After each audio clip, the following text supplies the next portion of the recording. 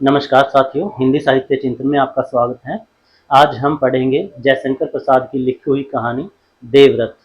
देवव्रत होता है देवता का रथ। जयशंकर प्रसाद मूल रूप से कवि हुए हैं, इसलिए उनकी कहानियों की भाषा भी काव्यमयी हो जाती है। उनकी कहानियों की भाषा में हमें तत्सम शब्दावली की प्रधानता देखने को मिलती है।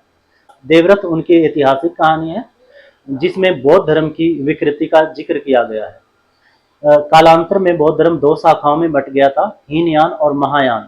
महायान आगे चलकर दो शाखाओं में पुनः बट जाती है, सहजयान और वज्रयान। वज्रयानी मध्य, मास, मत्स्य, मैथुन, मदिरा आदि 5 मकारों में विश्वास रखते थे, और जो लोग गृहस्थी में जीते हैं उनको आत्मा की क्षणिकता का उपदेश देकर अपने संग में सम्मिलित कर लेते थे, और जो सुंदर कुमारियां होती थी उनका देवता को समर्पित बताकर भैरवी बना दिया जाता था, और देवता को समर्पित बताकर उसका यौन शोषण किया जाता था। इसी विकृति की अभिव्यक्ति हमें इस कहानी में देखने को मिलती है। तो आइए शुरू करते हैं जयशंकर प्रसाद की कहानी देवव्रत। बहुत ही रोचक कहानी है, बने रहिएगा हमारे साथ अंत तक। और यदि आपने अभी तक चैनल को सब्सक्राइब नहीं किया है तो सब्सक्राइब कर लें, ताकि आगे आने वाली वीडियो आपको मिलती रहे। देवव्रत कहानी के पात्रों में सुजाता है, जो कहानी की नायिका है, आर्यमित्र है जो कहानी का नायक है, और संघ सतवीर है जो बौद्ध संघ का स्वामी है। देवव्रत होता है देवता का रथ। 2-3 रेखाएं भाल पर, भाल होती है माथे, माथे पर 2-3 रेखाएं। काली पुतलियों के समीप मोटी और काली बरौनियों का घेरा। आंख की काली पुतलियों के आसपास बोहों, आईब्रो, बोहों का घेरा है उसके। घनी आपस में मिली रहने वाली भवें, और नासापुट के नीचे हल्की हल्की हरियाली उस तापसी के गोरे मुंह पर सबल अभिव्यक्ति की प्रेरणा प्रकट करती थी। यौवन काश्य से कहीं छिप सकता है। काश्य होता है भगवा वस्त्र या गेरुए वस्त्र। यहाँ पे युवती की बात हो रही है जिसका व्यक्तित्व बताया जा रहा है। उसने गेरुए वस्त्र धारण कर लिए, लेकिन जवानी गेरुए वस्त्रों से छिप नहीं सकती। यौवन गेरुए वस्त्रों से छिप नहीं सकता। संसार को दुखपूर्ण समझकर ही तो वह संघ की शरण में आई थी। सुजाता की बात हो रही है। उसने संसार को दुखपूर्ण समझा और वह बौद्ध धर्म के इसी संघ की शरण में आ गई थी, जो वज्रयानियों का संघ था। उसके आशापूर्ण हृदय पर कितनी ही ठोकरें लगी थी, तब भी यौवन ने साथ ना छोड़ा। भिक्षु की बनकर भी वह शांति न पा सकी थी। वह आज अत्यंत अधीर है। चैत की अमावस्या का प्रभात था। अमावस्या तो उसके हृदय में सवेरे से ही अंधकार भर रही थी। दिन का आलोक उसके लिए नहीं के बराबर था। वह अपने विशृंखल विचारों को छोड़कर कहाँ भाग जाए। विशृंखल विचार होते हैं उखड़े हुए विचार, विभिन्न तरह तरह के विचार आना मन में, और उन्हीं विचारों को छोड़कर वह कहीं भाग नहीं सकती थी। शिकारियों का झुंड और अकेली हिरनी, उसकी आंखें बंद थी। बड़ी आशाओं भरे हृदय से वह इस संघ की शरण में आई थी, लेकिन अब उसे ऐसा महसूस हो रहा था जैसे वो इस तरह से फंस गई है कि चारों तरफ शिकारियों का झुंड है और वो अकेली हिरनी उनके बीच में फंसी हुई है। उसकी आंखें बंद थी। आर्यमित्र खड़ा रहा। उसने देख लिया कि सुजाता की समाधि अभी ना खुलेगी। वह मुस्कुराने लगा। उसके कृत्रिम शील ने भी उसको वर्जित किया। संघ के नियमों ने उसके हृदय पर कोड़े लगाए, पर वह भिक्षु वहीं खड़ा रहा। संघ के भीतर के अंधकार से उबकर सुजाता ने आलोक के लिए आंखें खोल दी, और अंदर विचारों का जो अंधकार था उससे उबकर सुजाता ने बाहर के प्रकाश के लिए आंखें खोल दी। आर्यमित्र को देखकर आलोक की भीषणता उसकी आंखों के सामने नाचने लगी। उसने शक्ति बटोरकर कहा, बंदे। बंदे अभिवादन शब्द है। आर्यमित्र पुरुष था, भिक्षु था। भिक्षुकी का उसके सामने नत होना संघ का नियम था। आर्यमित्र ने हंसते हुए अभिवादन का उत्तर दिया और पूछा, सुजाता, आज तुम स्वस्थ हो? सुजाता उत्तर देना चाहती थी, पर आर्यमित्र के काश्य के नवीन रंग में उसका मन उलझ रहा था। वह चाहती थी कि आर्यमित्र चला जाए उसकी चेतना के घेरे के बाहर। वो चाहती थी कि आर्यमित्र उसकी यादों से भी बाहर चला जाए। इधर वह अस्वस्थ थी। आर्यमित्र उसे औषधि देता था। संघ का वह वैद्य था। अब वह अच्छी हो गई है, उसे आर्यमित्र की आवश्यकता नहीं, किंतु है तो हृदय को उपचार की अत्यंत आवश्यकता है। तब भी आर्यमित्र वह क्या करे, बोलना ही पड़ा। तो सुजाता ने कहा कि हाँ, अब तो स्वस्थ हूँ, अभी पथ्य सेवन करना होगा। पथ्य होती है दवाई की। आर्यमित्र ने कहा कि अभी दवाई लेनी होगी। अच्छा, मुझे और भी एक बात कहनी है। क्या? नहीं, क्षमा कीजिए, आपने कब से प्रव्रज्या ली है? प्रव्रज्या होती है संन्यास लेना। तो वह आर्यमित्र से पूछती है सुजाता कि आपने कब से संन्यास लिया है, यानी आप कब से बौद्ध संघ की शरण में आए हैं? वह सुनकर तुम क्या करोगी? संसार ही दुख में है। ठीक, तो अच्छा, नमस्कार। आर्यमित्र चला गया, किंतु उसके जाने से जो आंदोलन आलोक तरंग में उठा, उसी में सुजाता झूमने लगी थी। उसे मालूम नहीं कब से महास्थविर उसके समीप खड़े थे, और उन्हीं विचारों में खोए हुए उसे एक पता ही नहीं चला कब से संघ का स्वामी महास्थविर उसके पास खड़ा था। अगला दृश्य समुद्र के पास का है, समुद्र के किनारे का है।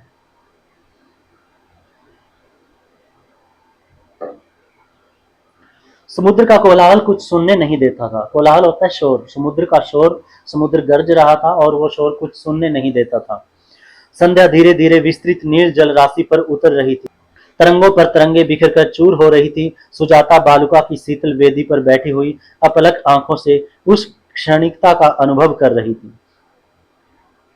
सुजाता समुद्र के किनारे बालू रेत पर बैठी हुई उस क्षणिकता का अनुभव कर रही थी। क्षणिकता की लहरें उठती हैं और एक क्षण में विलीन हो जाती हैं, किंतु नीलाम बुद्धि का महान संभार किसी वास्तविकता की ओर संकेत कर रहा था। सत्ता की संपूर्णता धुंधली संध्या में मूर्तिमान हो रही थी। सत्ता ईश्वर को कहा गया है। समुद्र की गर्जना देखकर, उठती हुई तरंगों को देखकर, नीचे नीला समुद्र और ऊपर नीला आकाश, ये सब दृश्य देखकर उसे ऐसा लग रहा था जैसे ईश्वर है और वो मूर्तिमान हो रहा है, प्रत्यक्ष हो रहा है, साक्षात्कार हो रहा है। और ये दृश्य देखकर सुजाता बोल उठी, जीवन सत्य है, संवेदन सत्य है, आत्मा के आलोक में अंधकार कुछ नहीं है। और आत्मा का, जहां आत्मा प्रकाशमय हो जाती है, उसके आगे अंधकार अंधेरा कुछ भी नहीं है। कहा तो उसी समय वहां पे आर्यमित्र आ जाते हैं और उसने पीछे से कहा, सुजाता क्या कर रही हो? कौन? आर्यमित्र। मैं भिक्षुकी क्यों हुई? आर्यमित्र। वह आर्यमित्र से सवाल करती है कि मैं भिक्षुकी क्यों बनी? व्यर्थ सुजाता, मैंने अमावस्या की गंभीर रजनी में संघ के सम्मुख पापी होना स्वीकार कर लिया है।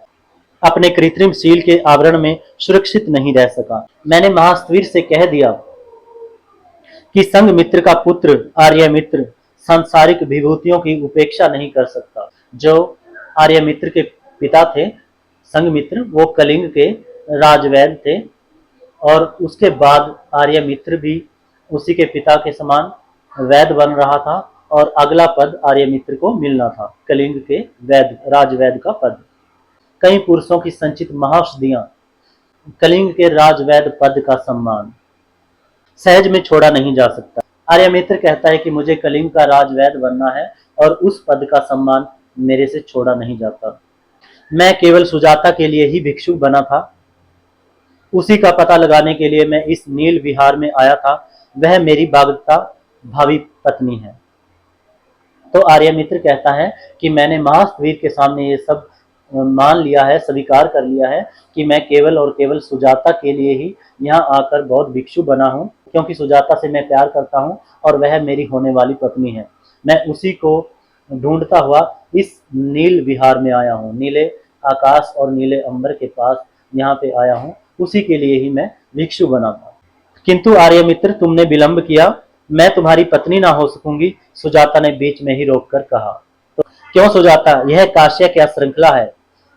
काश्य घेरुए वस्त्र, कि क्या ये घेरुए वस्त्र कोई बेड़ियां हैं? श्रृंखला होती है बेड़ी। फेंक दो इसे, वाराणसी के स्वर्ण खचित वसन ही तुम्हारे परिधान के लिए उपयुक्त हैं। इन्हें फेंक दो, बनारस के सोने से जड़े हुए वस्त्र ही तुम्हारे पहनने के लिए उपयुक्त हैं। रत्नमाला, मणिकंकण और हेम कांची तुम्हारे कमल कोमल अंगलता को सजावेंगी। तुम राजरानी बनोगी। किंतु किंतु क्या सुजाता, मेरा हृदय फटा जाता है। बोलो। मैं संघ का बंधन तोड़ चुका हूं और तुम भी तो जीवन को आत्मा की क्षणिकता में विश्वास नहीं करती हो। किंतु आर्यमित्र, मैं यह अमूल्य उपहार जो स्त्रियां, कुल बधुएं अपने पति के चरणों में समर्पण करती हैं, कहां से लाऊंगी? वह वरमाला जिसमें दुर्वास सदृश कोमार्य हरा भरा रहता है, जिसमें मधु कुसुम सा हृदय रस भरा हो, कैसे कहां से तुम्हें पहना सकूंगी। सुजाता ने कहा कि मैं तुम्हें वो अमूल्य उपहार नहीं दे सकती जो कुल बधुएं, जो एक स्त्री अपने होने वाले पति को दिया करती है, जिसमें कौमार्य हरा भरा रहता है, वह वरमाला मैं तुम्हारे लिए कहां से लाऊंगी।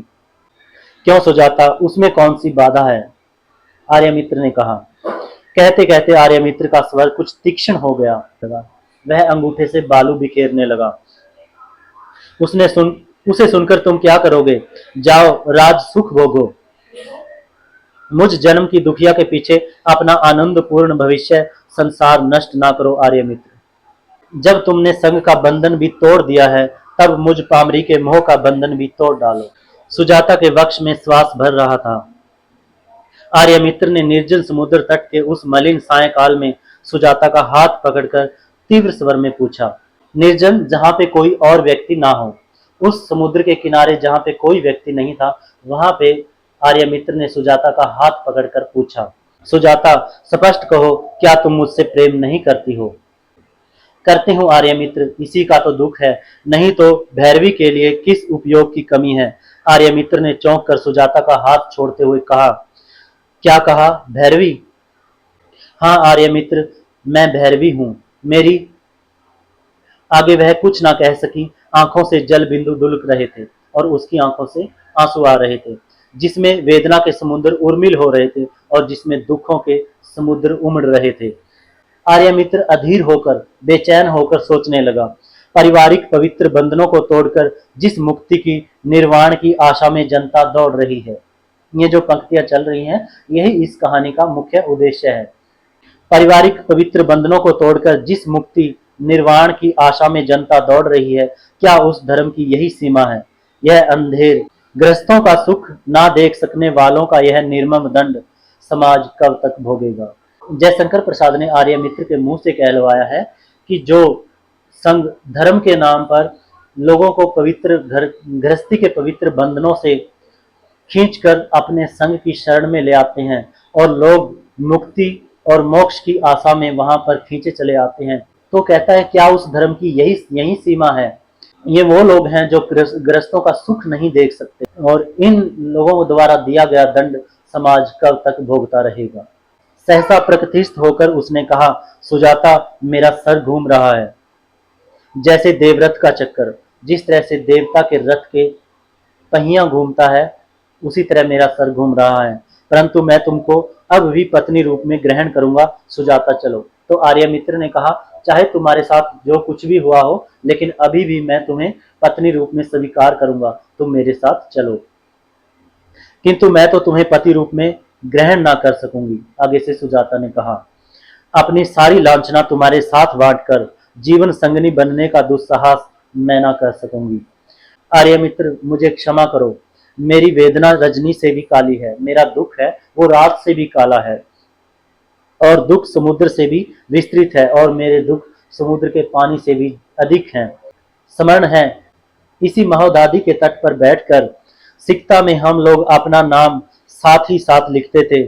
चिर रोदनकारी निष्ठुर समुद्र अपनी लहरों की उंगलियों से उसे मिटा देता था। वो याद करती है कि इसी बालू रेत पर हम अपना नाम एक साथ साथ लिखते थे, लेकिन गरजने वाला समुद्र अपनी लहरों की उंगलियों से उसे मिटा देता था। मिट जाने दो हृदय की सिकता से प्रेम का नाम। आर्यमित्र, इस रजनी के अंधकार में उसे विलीन हो जाने दो।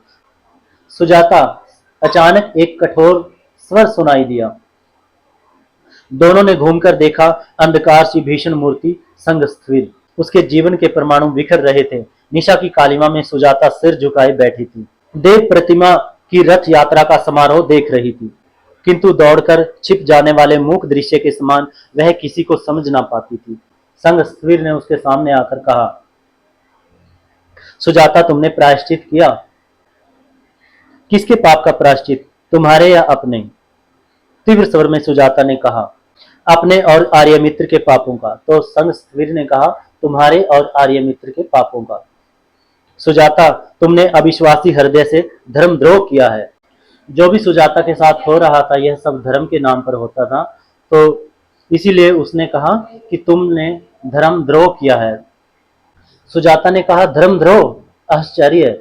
तुम्हारा शरीर देवता को समर्पित था सुजाता। तुमने बीच में ही उसे रोककर तीव्र स्वर में कहा, चुप रहो असत्यवादी वज्रयानी नरपिशाच। तो सुजाता ने बड़ी तेज आवाज में उसे बीच में ही रोककर कहा कि तुम चुप रहो झूठे नरपिशाच वज्रयानी। बौद्ध धर्म की वज्रयान शाखा थी, उसी शाखा को कहा गया है। वज्रयानी नरपिशाच, आदमी के रूप में राक्षस। एक क्षण में ही उस भीषण मनुष्य की कृत्रिम शांति विलीन हो गई और ऐसा सुनते ही उस आदमी ने जो अपने चेहरे पर बनावटी शांति बनाई हुई थी वह विलीन हो गई, जाती रही। उसने दांत किटकिटाकर कहा, मृत्युदंड। सुजाता ने उसकी ओर देखते हुए कहा, कठोर से कठोर मृत्युदंड मेरे लिए कोमल है। मेरे लिए इस स्नेहमयी धरणी पर बचा ही क्या है। सफेद तुम्हारा धर्म शासन घरों को चूर चूर करके विहारों की सृष्टि करता है, कुचक्कर में जीवन को फंसाता है। पवित्र गृहस्थ बंधनों को तोड़कर तुम लोग अपनी वासना तृप्ति के अनुकूल ही एक नया घर बनाते हो।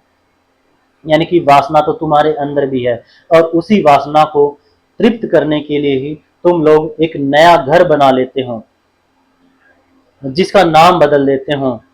तुम्हारी तृष्णा तो साधारण सरल गृहस्थों से भी तीव्र है, तेज है।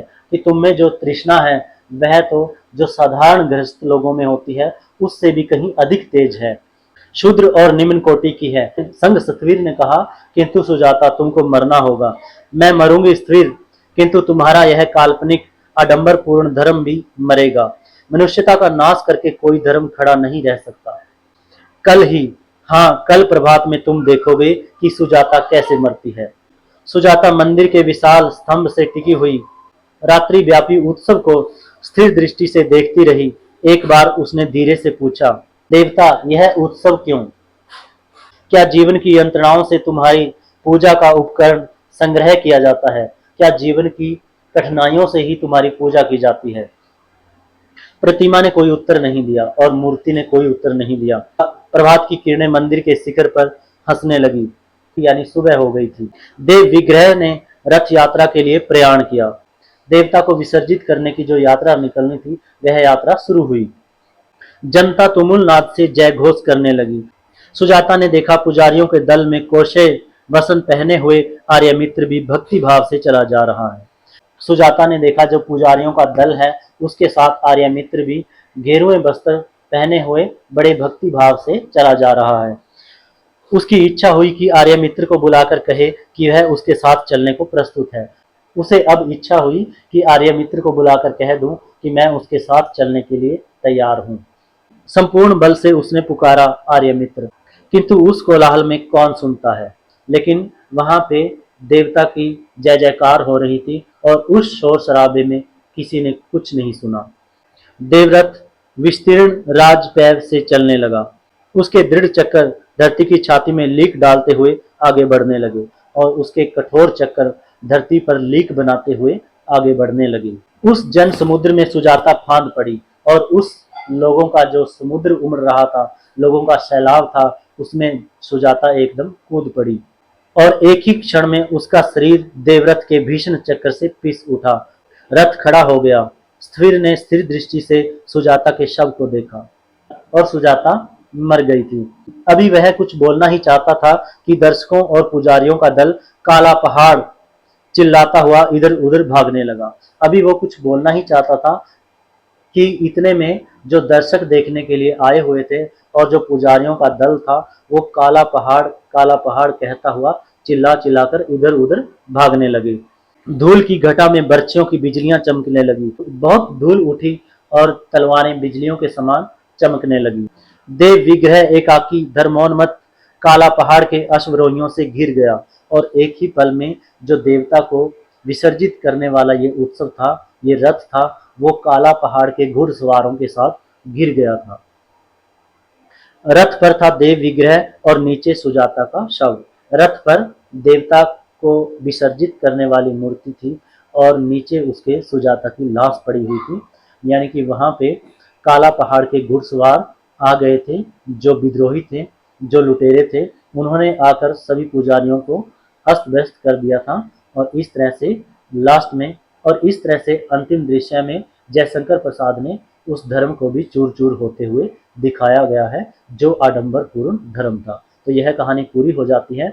इस कहानी में हमने देखा सुजाता बहुत ही सुंदर युवती थी जो बड़ी ही आशा उम्मीदें लेकर इस संघ की शरण में आई थी, मुक्ति की आशा में, शांति प्राप्त करने के लिए, संसार के दुखों से निजात पाने के लिए। लेकिन यहाँ पर संघ के अनुयायियों द्वारा उसका शोषण हुआ, शारीरिक शोषण हुआ। उसे ऐसा महसूस होने लगा कि ये सब शिकारी हैं और मैं अकेली हिरणी इनके बीच में फंसी हुई हूँ। शिकारियों का झुंड और अकेली हिरणी। उस समय की ये एक विकृति थी जिसको जयशंकर प्रसाद ने अपनी कहानी के माध्यम से हमारे सामने प्रस्तुत किया है। तो यह कहानी आपको कैसी लगी कमेंट में ज़रूर लिखिएगा और चैनल को सब्सक्राइब जरूर कीजिएगा। धन्यवाद।